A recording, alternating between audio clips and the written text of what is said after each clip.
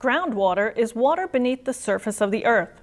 UNCP has partnered with local organizations to monitor groundwater and to involve students in that research. We'll talk about those efforts next on Academe Today.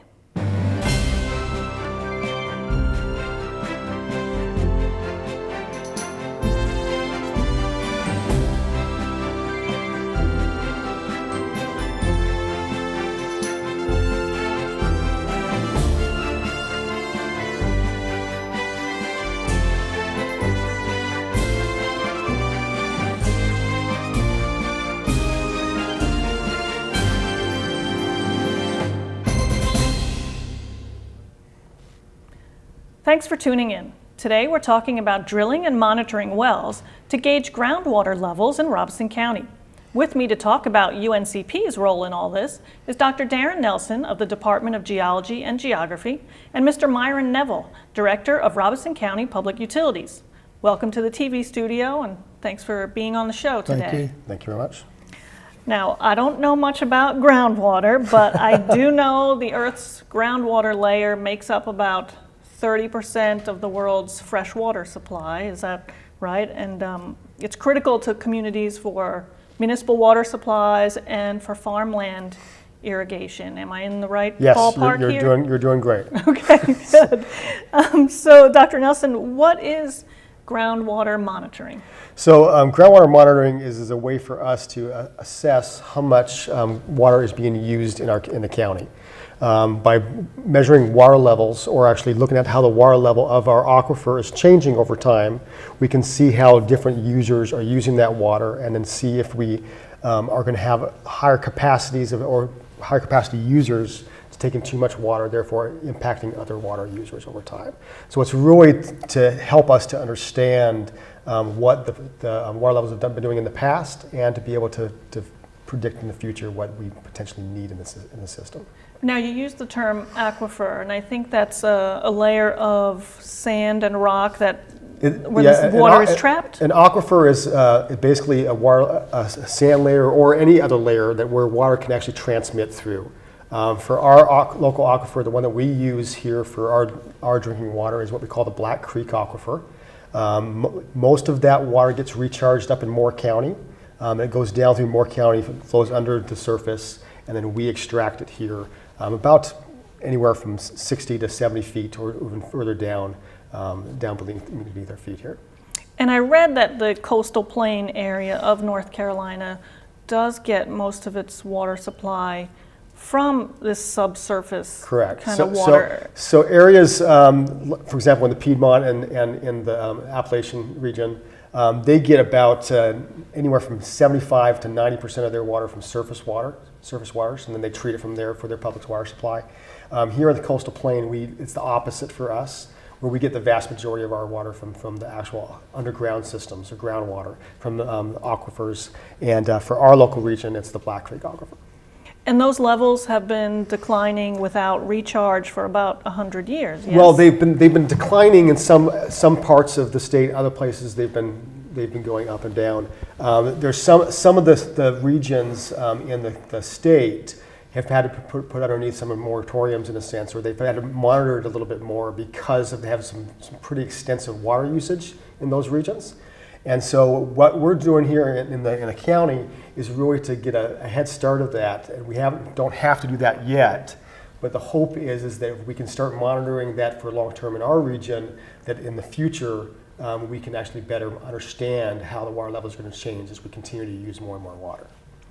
And how are you monitoring it? So we have wells all over the county. We're right now currently drilling 15 wells on the county with Robeson County here.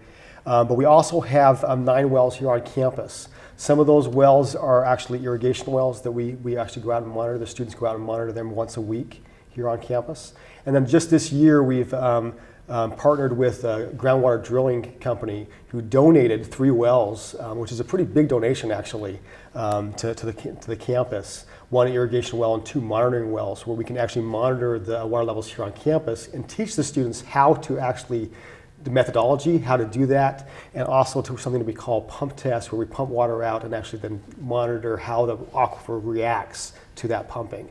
And so we can do all that now on campus, which is a new thing just this last year. You have 9 wells, you We said. have 9 wells. Three of them are wells that we use strictly for monitoring purposes. The rest of the wells are actually irrigation wells that the campus uses to irrigate their property in. And who is that company that you said helped you out with the project? It's Charles Underwood. Charles Underwood. Let's see. Right? Charles Underwood Incorporated. Incorporated. Thank you. Okay. They're out of Sanford. Now, how did you and your students get involved with Robeson County officials? Well, part of this was mostly Myron's idea. I approached him. Yeah. So he approached us about it, and they wanted us to become involved and to really be the individuals to go out and help them get this. That we can do this a lot cheaper than him to go contract other entities out there, and plus it gives the students a lot of opportunity and a lot of real world experience. And so they approached us to it. We put a proposal together for that and started understanding how we're going to actually go about doing the project. We're doing it where we're out monitoring the wells, but we're also providing them a huge database of all the data that we have for this region. We've been going to the DEQ for the Department of Environmental Quality, getting data from them, getting data from some of the well drillers around here, and we're putting it on an online database, geodatabase, where they can look at the wells and then pull that information up to be used as a public resource. Now, Mr. Neville, what has working with UNCP added to the county's efforts? Because my first thought is that it would be more work for you trying to coordinate with the drillers and get up with the students and Dr. Nelson, but you had just said it's helping you out a lot. Well, it is. All the logistics as far as getting the wells drilled, we could handle that part of it. It's actually the data collection and the monitoring of the wells that I felt like the university could better handle that with the students. It would give them something to do, and plus it would provide, they could organize all that information for us probably better than we could ourselves. So. And I read that Public Utilities is using cloud computing now, maybe to record the data. We use cloud storage for our operational reports and GPS information, location of valves, hydrants, that type thing. Off-site storage is really the way to go, so you don't have to depend on servers and computers in your office. It may crash or not, and if they do, then you still got access to the cloud to restore your information. So. And how many towns are in what's considered the Robeson County Water District? There's 7 towns in the county, and that includes the city of Lumberton. Robeson County Water System is connected to all the towns in the county to provide emergency supplies or backup supplies in case they run into a problem.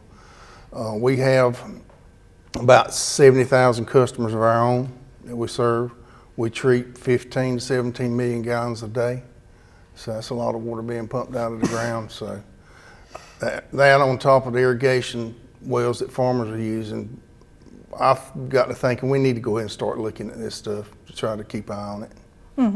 And let's talk about industry also as a kind of customer. What industries are using groundwater supplies? We supply finished water to Campbell Soup, Prestige Farms, Mount Air Farms. Those are our big water users.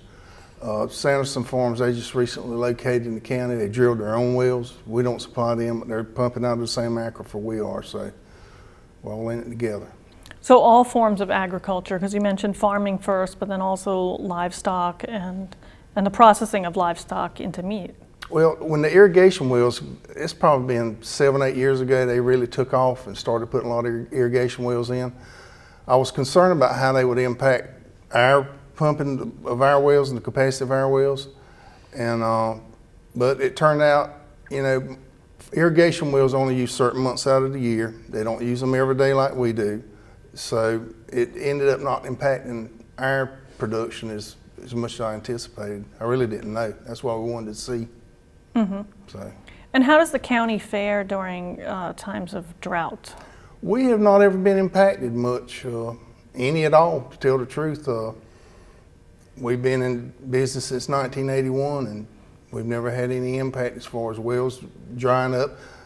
as long as you maintain them, keep them clean, where the water can flow into the well like it's supposed to, the yield and production of these wells are pretty consistent. So, Dr. Nelson, can geologies help figure out why Robeson County does do okay during times of drought and other counties don't? The main reason that the Black Creek aquifer actually and other aquifers is what we call it a confined aquifer, which means that it's pressurized over time. So the water is coming from Moore County, and there's clay layers above it that actually make it so the water is confined underneath that. And so we have a constant water supply coming from Moore County, and that stored water is there for a long time. And groundwater flows through the subsystem very slowly. So the water we're pulling out here is from Moore County, but it's probably about 10 years to 15, even 20 years old, right? So we'd have to have a long system of drought for it to be able to actually impact us over a long term. So we're more worried about pumping too much water out from different industry and different things like that. That's going to impact the water levels than the drought itself. I hadn't thought about the time it takes to travel, because I know groundwater does travel towards the sea, or at least so in this region. It goes from what we call high head, high elevation or head or pressure head to a lower head.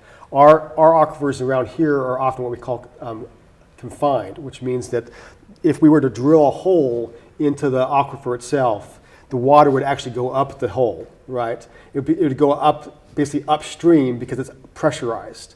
And in some places around here, the water will even flow out of the well. Completely. We call that an artesian well, or artesian flowing well, right?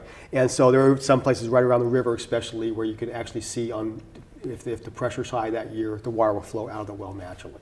And so, but most of the wells here on campus, the water, even though we're drawing water from about 60 feet down or even more, the water level is only about 8 feet down because it goes up the well. It's almost like a comparison with light from stars. It's actually traveled many years past, but the water you're hitting now has traveled many years past. It's older water. I mean, our water here is actually fairly young compared to some aquifer systems. I mean, where I grew up, a lot of the water that we're drawing out is about 400, 500 years old, right? And so it's because it's from far away, and it takes a long time for that water to travel through the system. Now, Dr. Nelson, how do you work this groundwater monitoring into a class, or is it independent study, or what? It goes both. Right now, we have 4 interns, paid interns on this right now, and so they're actually working part-time on campus. But we started this off last semester with an actual class on regional groundwater. So they actually are the ones who helped develop the core of getting the database going and getting it started. And they, as part of their project, they were doing this project. Okay, so they were learning about groundwater systems, and then at the same time actually going and learning about these wells, going and doing all the wells here on campus. And we just started drilling the wells for this county just recently, so they haven't been able to go out and do that one yet. But that's part of what we're going to be doing in the future. And we're going to continue to still teach that class every once in a while so that the students can get that information but also utilize it within the classroom setting. Well, let's look at some footage, some clips of, I believe it is a well being drilled here on campus, and you can tell us what we're looking at here. Yeah, so this well here is, if you know campus very well, it's being drilled over by the village apartments. This is going to be actually an irrigation well. Right now, I think they're I think they're separating or changing the well bit as it goes down. They're putting in some more core as it goes down. I mean rods as it goes down. They're going to continue to drill over time. So this is the cuttings that comes out of the well itself. So there are some places within that cuttings. I mean, we got shark teeth coming out of this and stuff, because remember that we're in coastal environments. That's right. Where this sediment was during the Cretaceous period, when we had sea levels high, and so all this was beach deposits during that time frame. And so so we have wood come up every once in a while from trees that have been cut through, or even sometimes shark teeth and other things like that. And so right now they're just changing out the rods so they can drill deeper in this one here. But that's all the material that they're bringing up. And we have all that material that we actually have saved, so the students later on can actually go through that material and actually figure out the different grain sizes of the sediment. And here it is here. Yeah, so this is the separator. It's basically coming out through the well, then down, and then depositing here over time. And so they're just basically getting this mud, taking the mud down the hole, and that mud actually mixes with the sand so that it can come back up the hole and come out. So this guy's digging out that mud away from the hole, and it will be pumped up into that separator as it goes up through it. And will you make notations about how deep you were for each pile of, Yeah. you know, the muck? So each of those piles that you saw in that picture there were 10-foot sections. So every 10 feet, we take a sample, and that sample would help us understand what is there at that time frame. So some of the students are actually going through and making these big diagrams of all the geology every 10 feet as it goes down the well bore. And we're doing that for all of the wells that we can find here in that area. We have what we call well logs. That they gather those well logs, and they're basically putting diagrams together of how the well is constructed, where it's screened or where the water comes in at, and then also the geology of it there at the same time. So that way, when we have all these, we can get a good snapshot of where the geology changes throughout the subsurface, and we can help us for future drilling and future water use. For example, some of the wells that we were drilling already, I've gone back to some of the old data and said, well, we need to drill this deep because this is where the good water supplies are going to be, based off of the other well logs that we already have. And so it's a great resource that we have to be able to provide to the county, to the state. We went up to the state, and the state's excited about this. Okay, great. Because they're like, well, we have no other place in the county, the state that's doing this. And so we're really glad to be able to get this resources available to the public. Because right now, to get any of these resources, they have to go to their regional offices, go through a bunch of files, take out that file, and none of it's digital. So we're digitizing most of this. And I think the U.S. Geological Service, maybe 10 years or more ago, was also looking at this kind of issue. Well, USGS does this all the time. They do it all over the area, and the database that we have actually connects with the USGS database. And so any data that was done by the USGS here in our county, in our database, we refer back to the USGS for. And so on our geo database, it's just basically a map with a lot of wells on it. You just click the well, and it would take you to the USGS site for that data set. Well, let's look at a clip of the students doing the more routine work of actually checking the wells. So what are they doing here? So right here, they're basically, these are monitoring wells. They're right across from Village Apartments in that green space there. And they're basically getting their probes here. We call these E-tapes, electronic tapes. They're going to put it down the well to actually figure out where the water level is within that well, right? And so basically the E-tape is just an electrical tape. It has a probe on the end, and as soon as it hits water, it will actually, the electrical current will then flow through it, and therefore they know when the water level goes. So that's really all they're doing. It's not probably only going to be going down like 8, 10 feet. And then they'll measure that off, and then they'll do that at each well. Okay. And you mentioned these interns are paid. Where does the funding come from? From Myron. All right, from Mr. Neville, right. So did you all get a grant to do this? No, or it's all self-funded. We budgeted money to the county commissioners, so we thought it was a good idea when I presented it to them. And it's really something we need to do. I always liken it to checking your blood pressure. You want to do it on a constant, you don't want to just check it once every 10 years, you want to check it on a constant basis. So that's why we wanted to get some kind of program that was constantly monitored at least once a month. And some new wells are being drilled, you said, in the county for this part of this project, or they're all drilled already? No, we've done 5 so far, and we've got 5 more we'll probably end up doing this year, 5 or 6 more, and we'll budget for some more next year, pick out some more locations. So where are the locations generally? We've tried to keep everything on county-owned property, which would be it's easiest for us to access. And between the property the water department owns and Parks and Recreations, a lot of county parks, we've been able to locate the wells in those places. And what do your superiors think of the project, your supervisor? Oh, they were all for it once I sold them on it. So, I mean, it's really important to us because we're dependent on the water. So, right, and I think increased demand on drinking water is an issue in eastern North Carolina, if I'm not mistaken. Is that? It is one of the big things. The state of North Carolina, it's probably been 15 or 20 years ago, designated 9 counties in the eastern part of the state as a capacity use area, and they actually limited the amount of water, groundwater they could pump out of the ground. So in an effort to try to get ahead of that situation, I thought we needed to go ahead and put some monitor wells in and have some numbers, because water resources, the only thing they understand is numbers. So if we could get enough of data to show them that we're not really impacting the groundwater that bad, then maybe they won't try to put the capacity use requirements on us. Okay, that's a good point. I hadn't even thought about that. That was my whole reason behind all of it. Dr. Nelson, what do you think the students get out of it? So a lot of this is good on-the-job training, pretty much. A lot of these students, when I was a student and afterwards, I did a lot of these same kind of routine of things they're doing right now in my everyday job. And so I would go out and do water monitoring. I used to be a water consultant for people in Idaho, the state of Idaho. And we would go out, monitor water levels, we'd monitor and go out and look for water quality as well.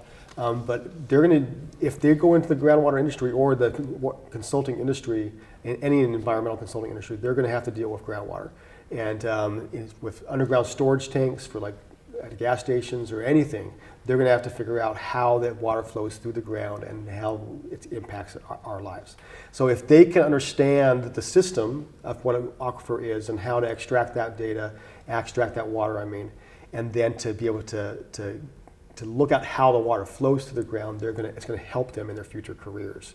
And so by them going through, we had one student right now who actually is now at grad school up at NC State. He actually went through and analyzed all the sites in the Robeson County to figure out where these wells are going to be. Look at for what we did what we call a suitability analysis, where they figure out where would be the best sites, and we picked out different sites where they would be from there, and ran them by Myron, and then a lot of those are the sites that we're drilling right now. And so those kind of things that you're going to use that in his future career, because that's what he's going to be doing, is mapping and analysis just like that.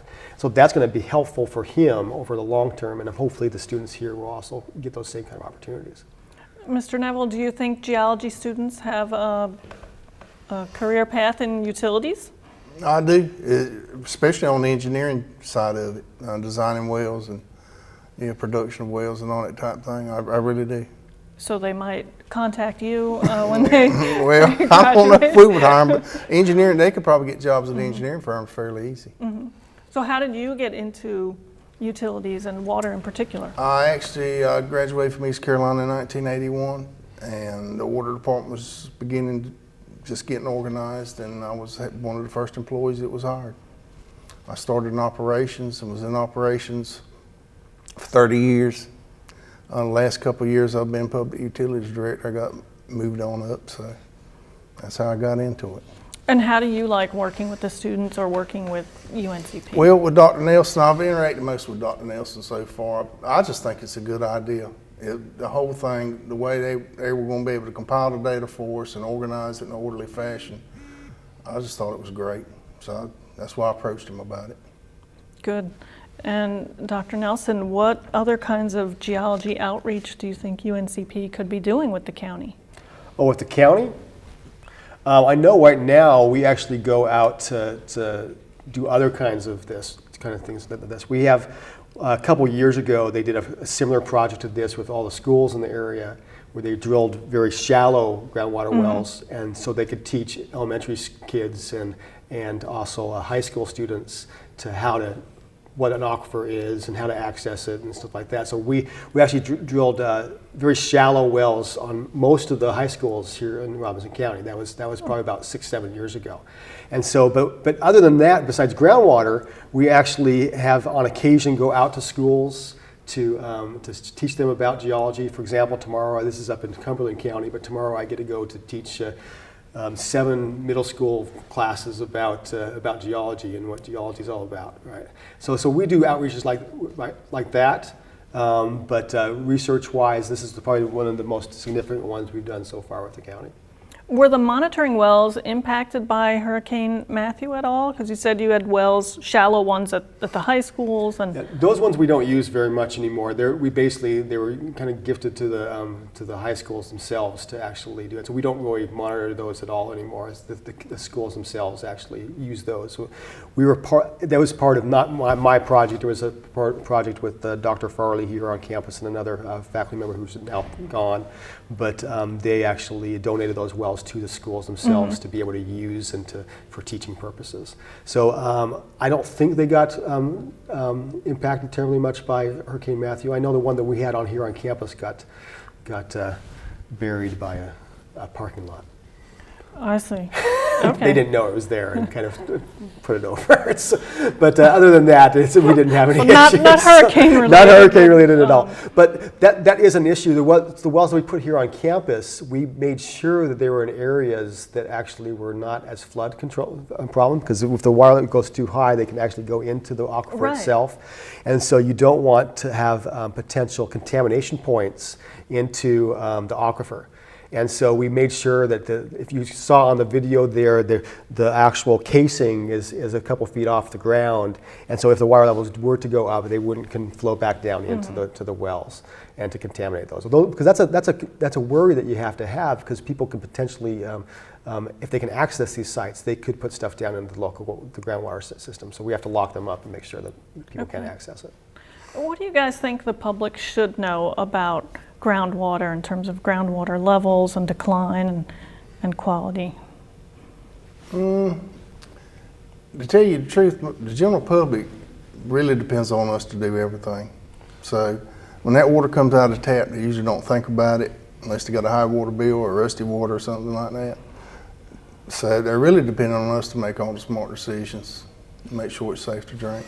Yeah, when I talk to my students in my classes, like we just got done with talking about this in class just today, and most of the students have no clue where their water is coming from. When I ask them where their water comes from, I turn on the tap, right, and that's where my water comes from, and they don't know that's coming from the aquifer down below our feet. So most of it is just to get them informed, get them to understand what they're doing. Don't go out and dump out oil or something like that down into the ground to seep down into the aquifer down below. That's our shallow aquifer. It's not what we get our drinking water from, but some people do. My well in my house is from the shallow aquifer system, and so if people are putting in dumping toxic chemicals down into the ground, then it could potentially show up in my well. For example, my well has high lead in it, and so we have to actually put reverse osmosis in our house to be able to extract that lead out. And that's mostly because when the driller put in that well, he put in some poor quality metals. And because of that, we have a high lead content. But if you were downstream from a gas station, and that gas station leaked, and you could actually get some of that from that in that aquifer, that could be a big problem. And for example, in Jacksonville, there at what's the Army Marine Camp Lejeune. Oh, Camp Lejeune, that's right. Thank you. I forgot it for a second there. Camp Lejeune is one of the more contaminated sites in the nation. Right. And that's mostly because people were there. There was mostly jet fuel. Some of it was dry cleaning materials that were actually dumped into the aquifer itself. And because of that, they've had high cancer rates from all the Marines that were there in the past. And they've just recently, that was through the 1970s, through the 60s, through the 70s and 80s, was when it was going on, and people were drinking this water, contaminated water, and because of they've got very high rates of cancer. A lot of people have died from it because of that.